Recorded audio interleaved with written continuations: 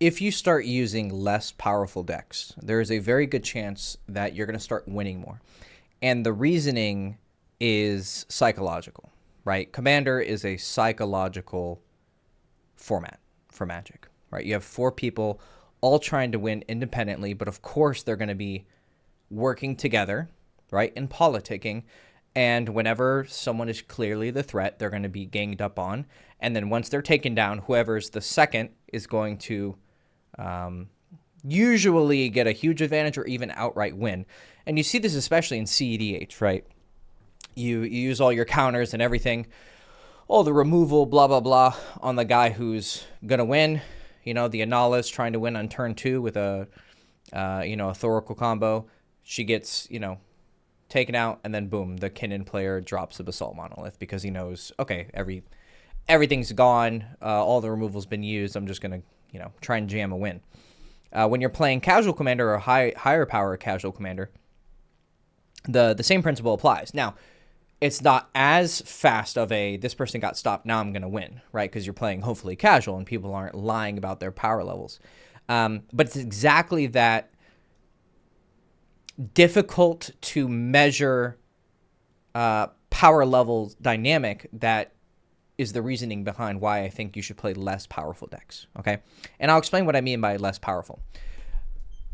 But first, let's go over why power levels are even difficult to gauge, right? So you have the old school, 1 through 10. I mean, who plays a fucking 1? What does that even mean, right? But we know, 10 means, borderline CEDH, and then CEDH is, super strong, right? But then we have the new bracket system, right? Bracket 3, bracket 4, bracket 5. I still think it's awful. I think that it's an attempt, right, by isolating game changers. I think that's a good idea in theory. But I've sat down with people, they're like, oh, this is a bracket 2 or bracket 3, and then went on turn 5. And it's like, okay, right? This one guy played this one commander. I forgot what he is, but he's an Izzet commander, and it's, for the mana value of what you cast, create that many hasted 1/1 goblins or something like that. And then obviously he was playing impact tremors and shit like that. And it's just all right, 10 goblins hit the floor, everyone gets hit for 10, and then you swing for 10, but then they're buffed. It's just okay, right? And this is all happening pretty relatively fast. So I've seen that people, because I'll say to someone, be like, damn, that's pretty strong. They're like, well, it's only bracket 3. They'll hide behind that, and I'm like, I mean, sure, but it's still fucking strong.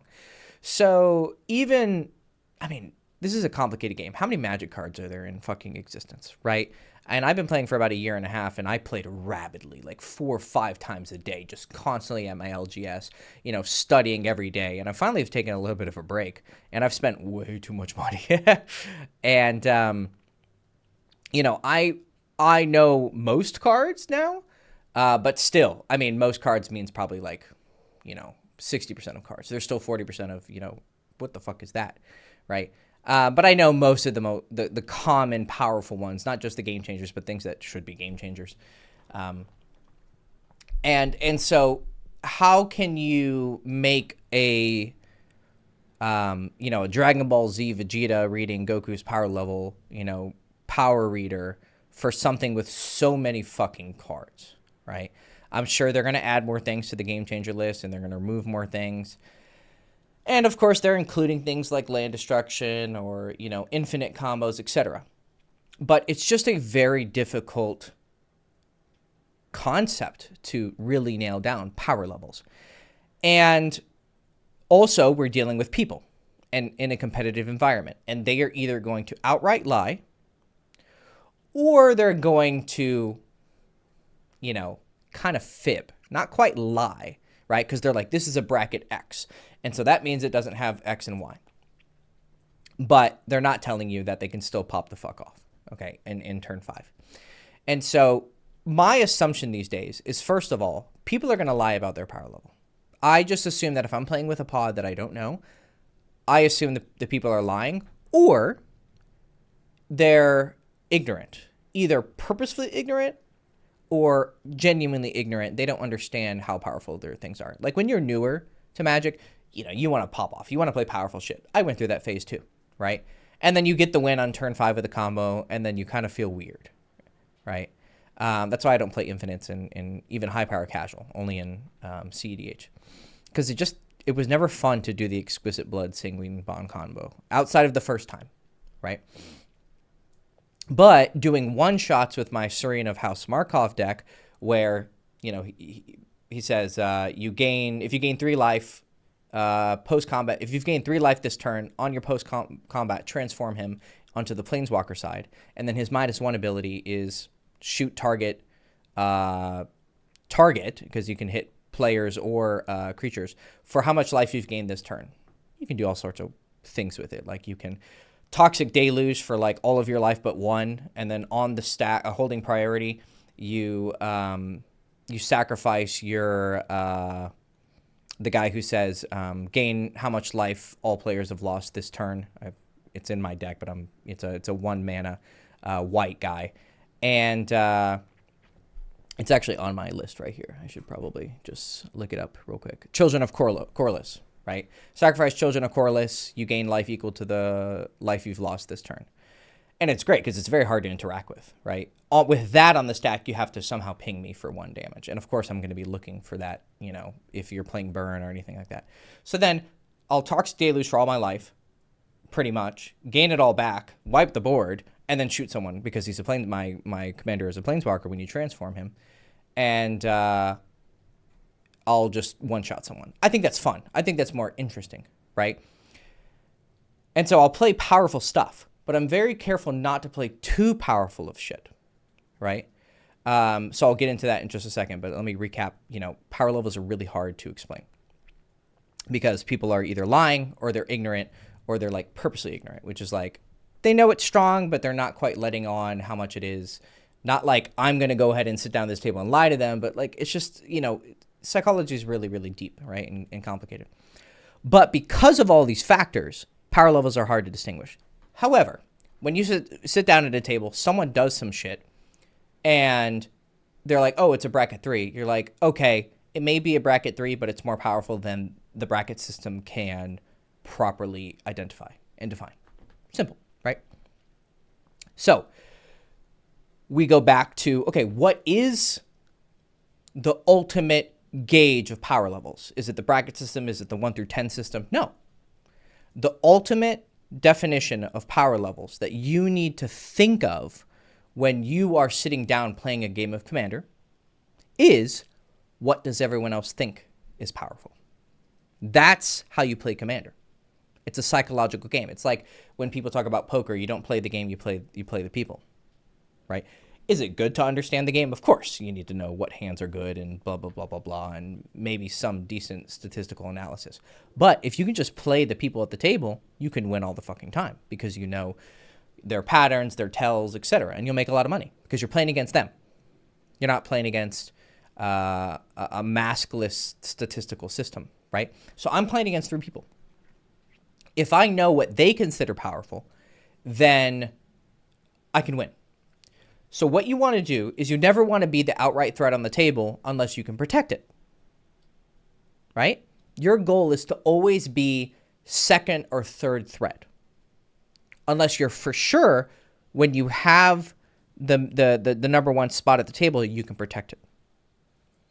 If you're not sure you can protect it, or you're not sure that you can draw into the protection or, set it up, you don't want to be number 1 guy at the table. So this is a play pattern problem, right? You can have all the shit in your hand, but you don't want to just go all gas, right? My friend just messaged me this. He's like, I think I have a problem. I just go all gas and no breaks, and then I run out of shit, and then I get, board wiped. It's like you're playing mono green and you smack your dick on the table, and then they board wipe. Okay, well, I didn't have a heroic intervention or anything like that to, make everything indestructible. Now I'm gone, right? That's the problem with green play styles or Gruul play styles. So you want to fix your play style, but you also want to just inherently play less powerful decks. You want to play less powerful decks.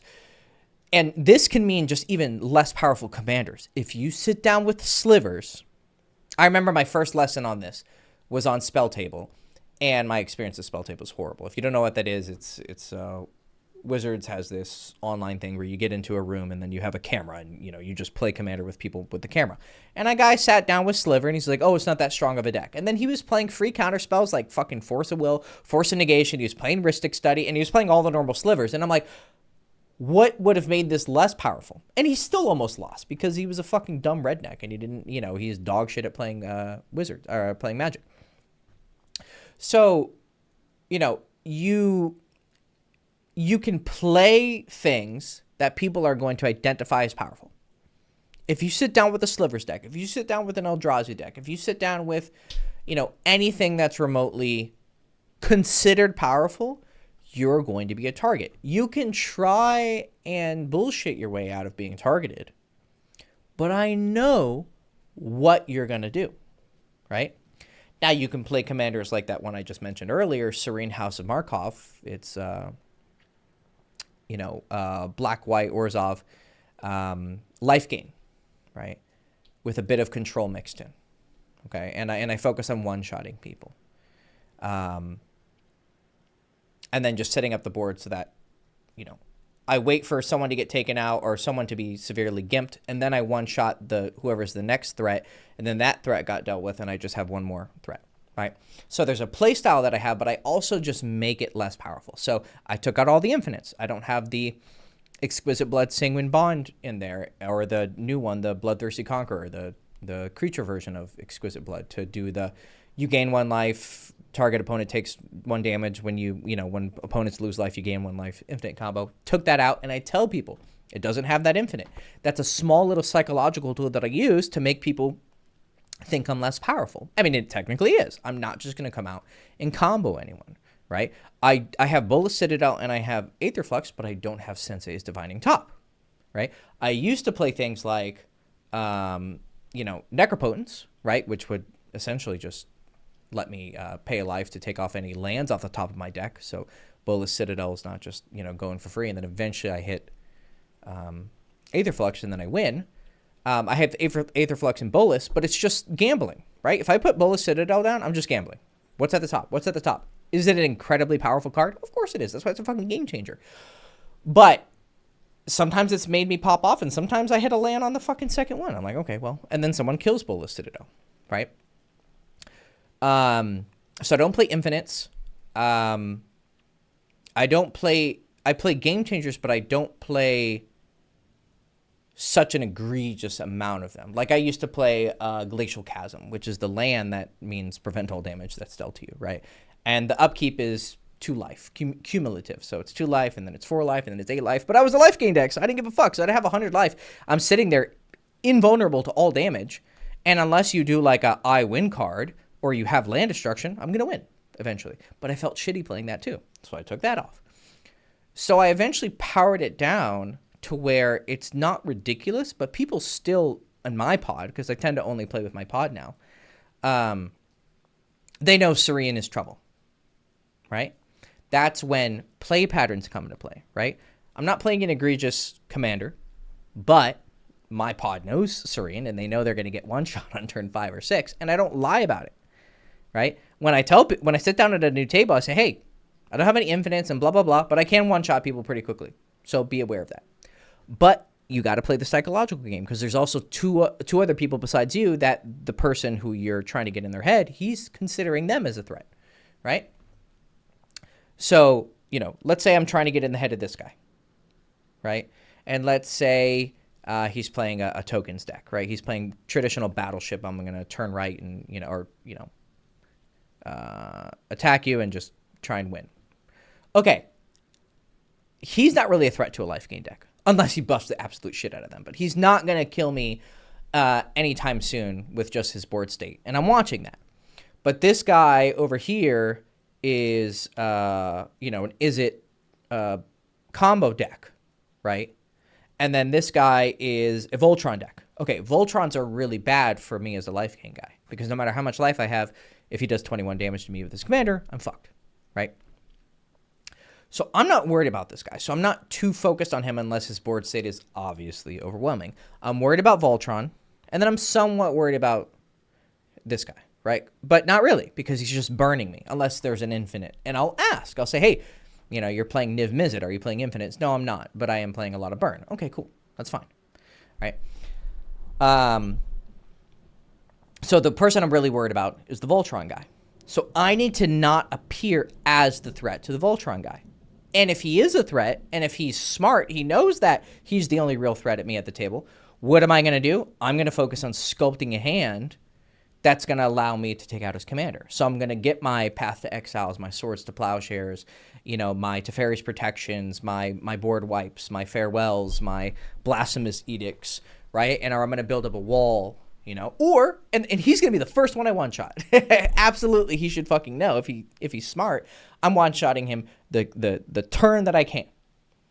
Like, I played a game with my friend, and he was playing Tifa, the landfall double your power one. And it was like turn 5, and I just happened to have a lot of mana. And I drew my, what the fuck's this card called again? It's a sorcery. It's a 2 double one. And the one on the left is Revival, and the one on the right is Revenge. It's 4 white and a black, so 6, and it's double your life total, and then target opponent loses half their life rounded up. It's a one-shot with my Serene deck, right? If I have, like, 40 life, I go to 80, I take someone else for half, and then I shoot them with Serene because I've gained 40 life by doubling, and I shoot someone for 40 damage, right? And I killed him on turn 5. Now, he wasn't presenting a threat, but I know him, he's a good player, and he's playing the one commander who was a threat to me, so I killed him immediately. It sucked, and he didn't like it, but I had no problem for the rest of the game because no one else is really threatening me. And I just ended up winning like 3-4 turns later, just overwhelming board presence. But the way that I avoid being killed before that point is I just keep lowering my power level to where I'm not obviously the threat. Because even if you're good at playing the game, if your hand is just full of retarded ass cards, you're going to put them down. First of all, you're going to have trouble restraining yourself. You want to like press the gas and just go hard, right? But you're also going to have no choice. I got it. Every time you put down a ridiculous card, that's going to psychologically make people go, oh, fuck, this guy's a threat.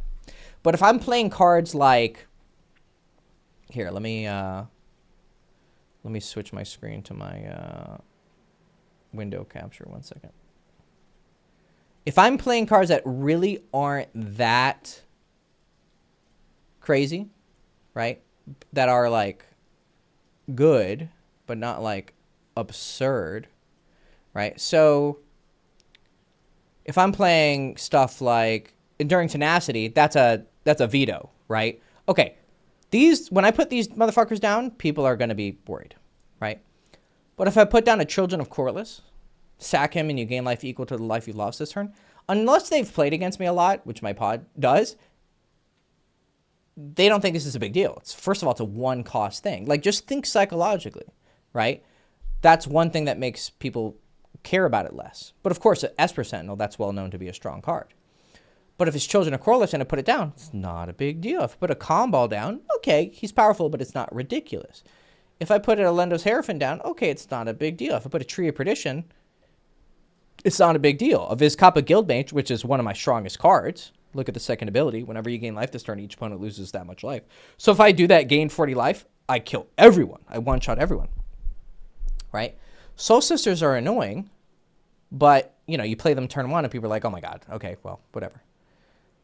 Amalia, I mean, if you're not playing Pioneer, before she got banned last year, you're not too worried about her. So none of the, obviously an OBM is fucking scary.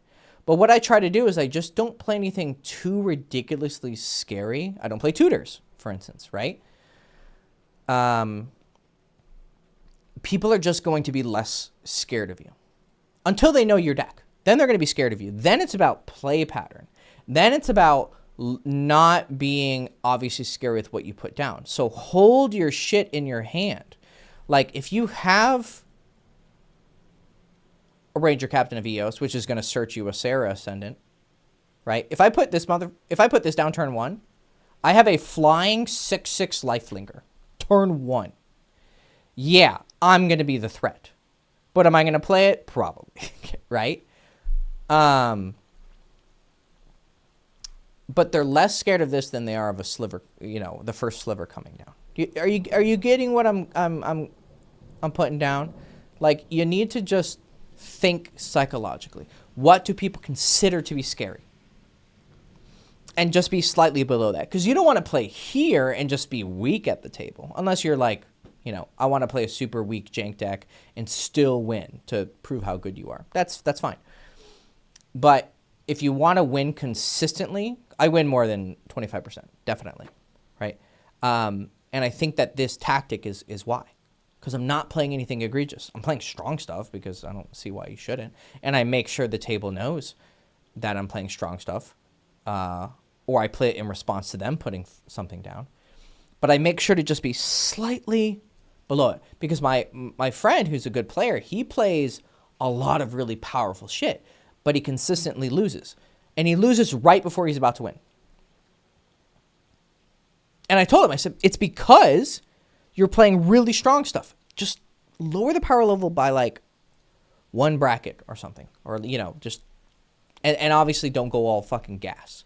Learn how to slow it down and slow play it. Learn how to sandbag a bit. Because then people aren't going to psychologically gang up on you. But he was playing slivers, and his girlfriend was sitting across from me, and she peered into the abyss him, and then I had an OBM, which I told her about, so we ended up killing him with it. Right? Draw half your deck, and then OBM is killing you for each card that you draw. If he wouldn't have presented himself as such a threat by playing slivers, he wouldn't have been targeted like that. But he was playing slivers, and the guy to my left was playing fucking Atali. What do you think's going to happen, bro? Of course we're fucking coming at you. And my friend's game plan was to kill the Atali player. You lost the moment you sat down with Atali and the moment you sat down with slivers. You made the game harder on yourself by playing such powerful shit. So play less powerful shit, and you'll actually do better. So that means playing things that are not known as powerful. And then once they become understood as powerful because of how you play it, then it's about play patterns where you don't go all gas and play cool. Because even if people know Hector's going to one-shot someone, Hector is going to one-shot someone. If I'm not presenting it on the board and someone else is obviously presenting the threat, they have to go after the threat that's being presented rather than the theoretical threat. And that's the smart thing to do. You don't not focus on the player who's obviously about to win because this person might have something. That's just dumb. Because which is the principle behind this CEDH. If I stop this guy, then the next person wins. Okay, well, what does that mean? I just let this person win? No. You got to stop wins when they're being attempted. That's magic. So take this psychological advice and apply it to your games, and you'll probably start winning more. Cool. Love you guys. Have a good day. Bye.